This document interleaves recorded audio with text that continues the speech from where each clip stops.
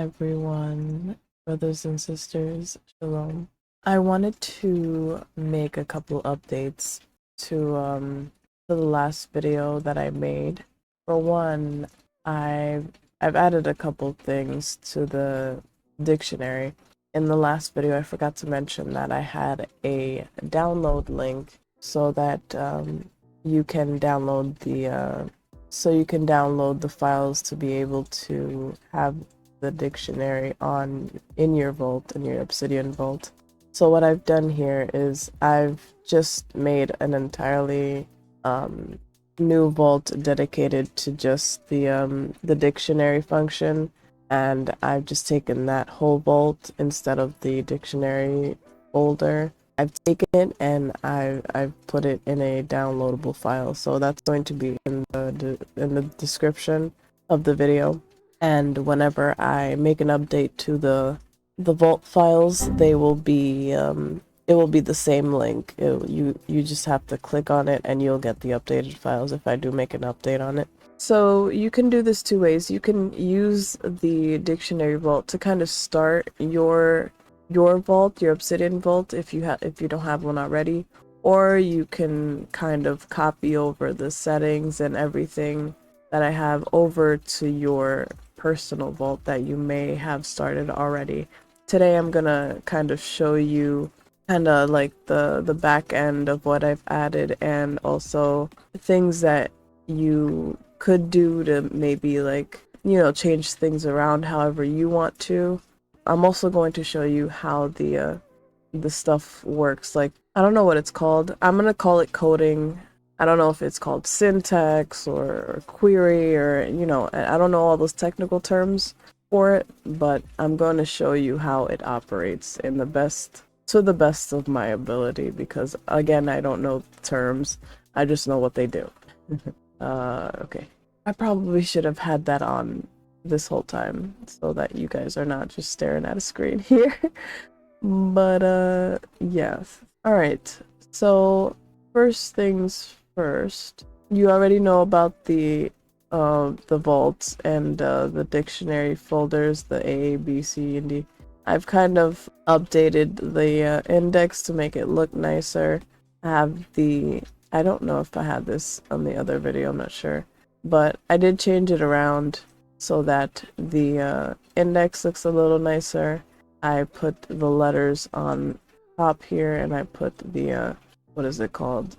Kind of like a table of contents, basically, on the on the bottom here. These don't have to be showed, so I'm gonna put them up there. Let me get closer. After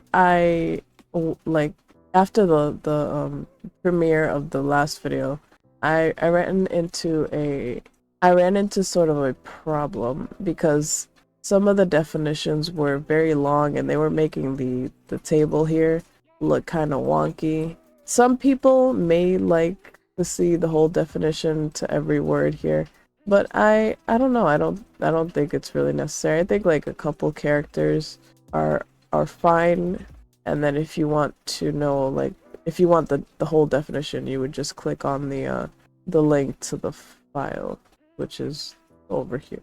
Let's look at the back end of that to so that you know how to change it if you want to change it back to how it was before, or if you want to maybe shorten the amount of characters, or if you want more characters. I will show you how to do that as well. On top you see that the edit mode, and on the bottom is the reading mode. So as I make changes to the code, you will be able to see what the table looks like. So the thing that I changed right after I ended after the premiere ended, I noticed that there were too many characters on the definition in the table. So what I did was I changed this portion of the we're gonna call it coding, because I guess that's what it is, basically. Or query. It might be query. Okay, so I changed this right here, and what this is doing, it's doing what it says it's doing. So it's truncating the definition properties to 50 characters, and it's showing as definition with a capital D. So if you want to have it where it shows you all of the characters, meaning the whole definition of the word, you would put it back to just definition. So you would take this part off and you would write definition, and you will see that the whole definition appears. And let's go back, put it back to where it was. All right, so this is it at 50 characters. If you want less characters, you could put 20. You could put it to whatever number you'd like to, and it will do its thing. So there's that portion of it. You could put 10, a thing. 50, 30, you can put any number you want here. It's personal, up to personal preference. So there's that. That's what I changed on the index. I also added the ability to add certain properties from the words to any note in your vault. And I did that with the Quick Add plugin, and I will show you that right now. I'll go to Quick Add, and it's the insert dictionary word property Quick Add right here. So let me get closer so you guys can see what I'm talking about. Can I zoom in? No, I can't zoom in. Okay. Well, as long as you guys can see it. So what I did was, so these brackets right here are a link, and what that's doing is it's telling the see, this is the problem. I don't know all these technical terms regarding this type of coding stuff. So what it's doing is it's telling the thing. Okay, how do I say this? All right. So this thing right here, this code is saying that, hey, we're gonna do something with this file that we're linking to. Okay. And inside the brackets is a field variable with dictionary word, and dictionary word is the property that we're using for the words in the that we have in the dictionary. And so when you open this Quick Add capture insert thing, it's going to ask you which word would you like to insert in this thing, and you're going to insert that word. So then it's going to pull whatever information we say here, whatever property we say here. It's going to take it from this file or from this, basically from the note, but the note of the word. And I have another variable or value with choices, different choices of things that you can pull out of that note or out of that word note. So I have dictionary word. You could pull the word, you could pull the Strong's number, you could pull the transliteration, the pronunciation, the definition, or the original word from the word note or the dictionary word note. So I'm going to show you how this works right now. But I just wanted to explain that in case you guys wanted to change anything from it. And I'm probably not explaining it the correct way, but I tried my best. I'm trying my best. I hope that you guys understood what it does. So we're going to pull out an example note. Actually, this is the one that I used before. So, all right. So say we're typing something and we want to insert a word, or a dictionary word. We don't have to do it this way. We can just type it down. But for the sake of the tutorial, I'm just gonna do this. So what we would do is, and this is the way I set it up. You can change this when you download the Vault and open it in your Obsidian. You could you could put it somewhere else if you'd like to. But I have it set right here. The cursor symbol, I couldn't really find anything that fit with what I was doing, so I just put that symbol. So you click on, well, first you make sure that you have your cursor on the space that you want what you're inserting at. So I want it there. And what I do is I press the cursor button, and there's a pop-up. So like I said before, the pop-up asks you which word you, or which property you'd like to insert into the note that you're on right now. So I want the dictionary word, the word, and the word that I'm going to put in is example. So now I have the word here. If I go to reading mode, not in the, so the correct way to say example, the word's right there.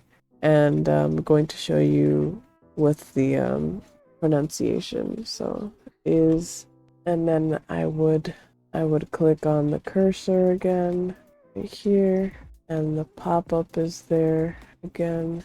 So now I want the pronunciation of example, and you see the code right there that's pulling from this file, from this word file, from this word note, and it's getting the pronunciation. Same here, it's getting the information from the example file, the example word note, and it's getting the dictionary word, or the thing that we have as dictionary word. So in reading mode you would see, and then let's try it again with the definition. So the definition of example is, and then again we would go to the cursor button, and then we would click on definition because that's what we want, example, and then it says example. It's pulling the definition from the example note. So I'm gonna put a period right there. And then now I'm gonna go on reading mode, and there it is. Now everything is there, everything that you want is there. Now, so what if we change something on the word note? Let's see. So I'm going to the word note, and this is the example word note, or example note. We're going to change something in the definition. Okay, so we're just going to write, that's what we wrote. Now let's go back to the other note and see what happens. Everything is updated. So that's what we wanted. So every time that we change anything from the note, it's going to change it wherever we've inserted the thing, this code thingy. The query, I don't know. I think it's called a query, but I could be wrong. So, but yeah, those are kind of the main things that I wanted to mention. Also, small update on the template. So I figured out why quotations were being added to the word note every time I made one, and it was because I was using the wrong thing in the wrong place. So instead of the value, I should have been using field instead. So now we are using the field thingy instead of the value. So that's the small change that I made to the dictionary word template. Oh, actually, I did make another change as well. So I made a change to the actual word template. So let me back up. So now it shows the word up here, the definition on the left, and then the spot where you guys can add verses that relate to the word, and then a summarization of the word study. Let's go to the word example so I can show you how that looks on here. So see, I have the definition up here on the properties, and it also displays in the column here, You don't have to write that out. That's actually using I really have to learn how to say these words. The thing that we used earlier. So, but instead of using the link to the file, you can use this for this file. So this, it's grabbing from this file and it's grabbing the definition. I hope you guys kind of understand more of what this does. So if you wanted to show the original word, or let's say the pronunciation, so you can do that here. Copy this and paste it right here, and then we're going to delete definition and put pronunciation, and it should show the pronunciation of this word. So see, example. So that's pretty much what I've done so far with the vault here. Hopefully I can think about more things to add as I go. Every time I make changes to my own vault with the dictionary, I make sure to add it to the tutorial vault. You know, I'm having a lot of fun figuring out what to do to make things easier for studying. So it's been really exciting to learn about all these little knickknacks and stuff. Yeah, I hope you guys enjoy the video, and I hope you guys learned something new about Obsidian and how to make studying a little bit more easier. So yeah, as you know, the links in the link to the vault is in the description, so you guys can download it there. And yeah, have a great rest of your day, and shalom.